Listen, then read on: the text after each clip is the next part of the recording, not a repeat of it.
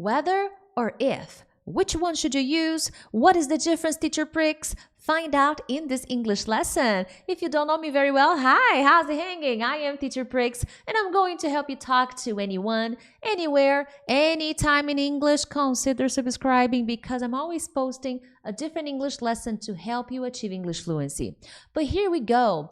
If you're not really familiar with if, I recommend watching other videos here on my channel because I have many lessons where I talk about conditionals, how to use if, many different uses of the word if, so check them out. But in this particular lesson, I want to show you some key differences between whether and if.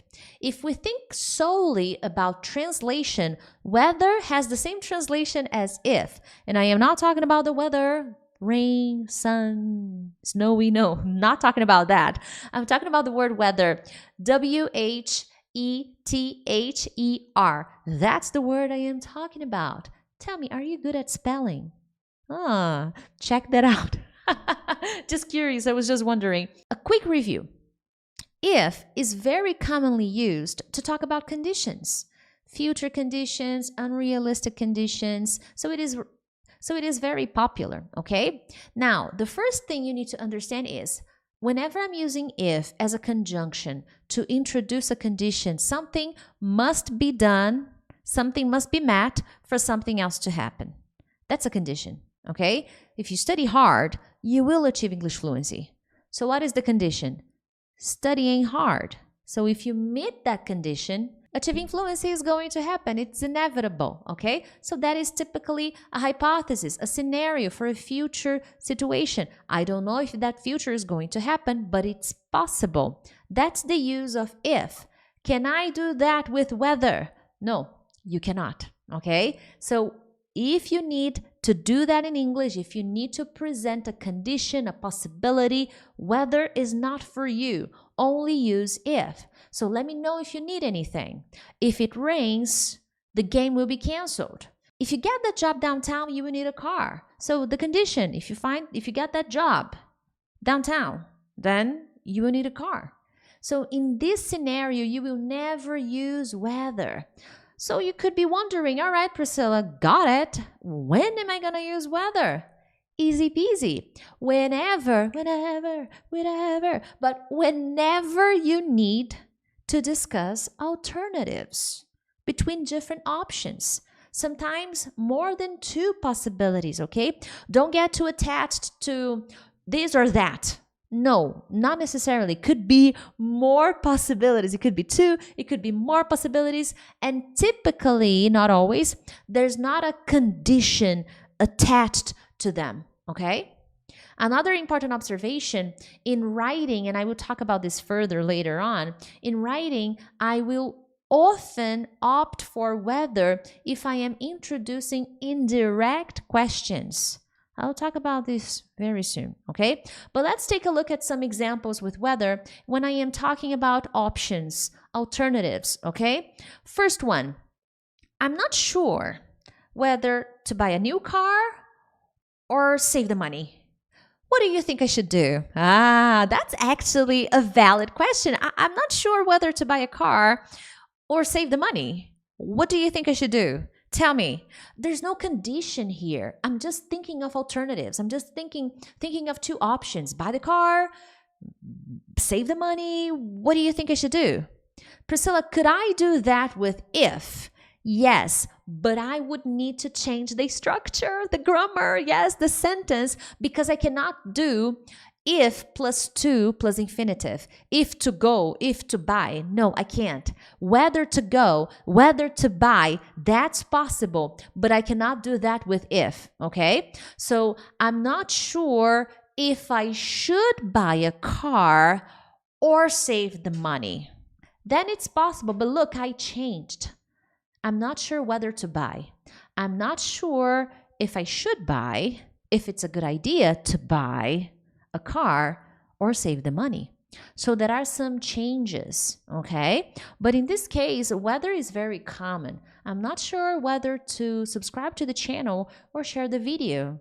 How about both? You know, I think that would be like really good options, okay? Now, Indirect questions. Whenever I am asking an indirect question, of course you can use if. Okay, it is possible. But you will see that native speakers will often opt for whether in indirect questions, especially if you're writing in written language, academic papers, important documents, and emails that you need to sound a little bit more serious. So in those scenarios, use whether, okay? What is an indirect question? Let me give you a direct question. Do you want to stay home? Do you want to stay home? That's a direct question.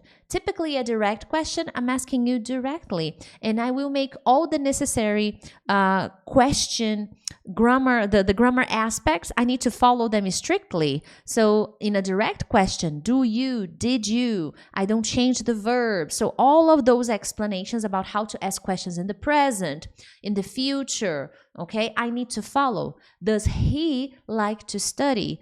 Did he travel last week? So these are all direct questions. Indirect questions, on the other hand, they change. I typically say, she asked if or whether, okay? And then I ask the question as an affirmative sentence or negative sentence. I follow the same structure of an affirmative or negative sentence in the question because it's an indirect question. So I make these necessary changes. There are also some changes in some words, okay? But this is a subject for another lesson. So here's another example, but now I'm going to use whether, okay? She asked me whether I wanted to stay home. Now, another important observation about whether is, remember if I told you I don't know whether I save the money or buy the car, okay? I don't know whether to buy, excuse me, this is better. I don't know whether to buy the car or save the money. I don't know whether to buy the car or save the money. Here I am showing you the two options.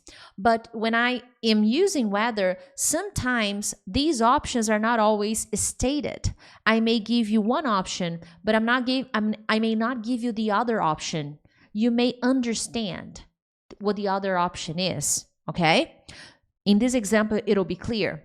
She asked me whether I wanted to stay home.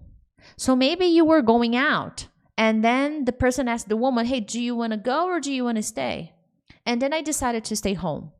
Then when my friend gets home, well, why didn't you go? Well, she asked me whether I wanted to stay home and I told her that I wanted to stay home. So in this case, I am reporting the conversation. I think that's an important observation I need to make. When I am using an indirect question, it's typically because I am talking about a question that someone asked. I am talking to somebody else, okay?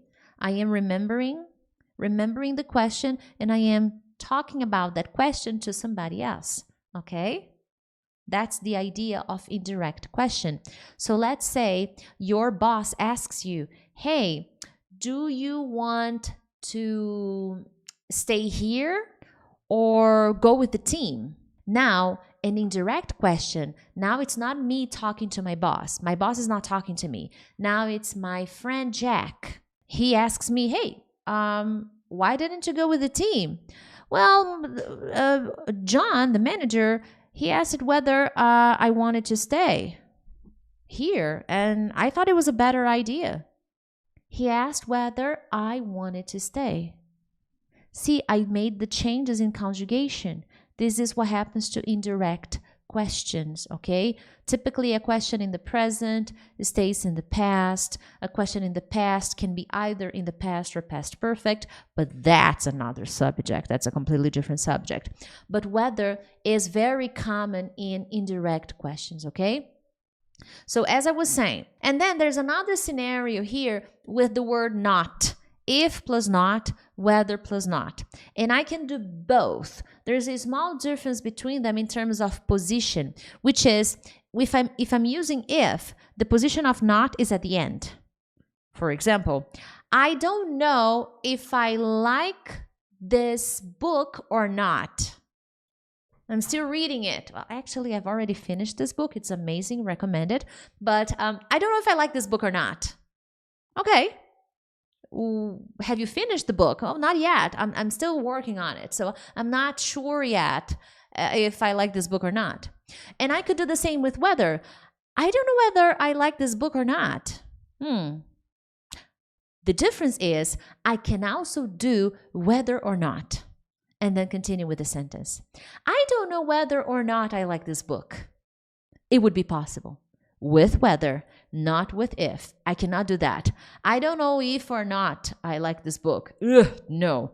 I don't know whether or not I like this book. Then it's possible. Now you know. Share this video with a friend. Other than that, bye-bye.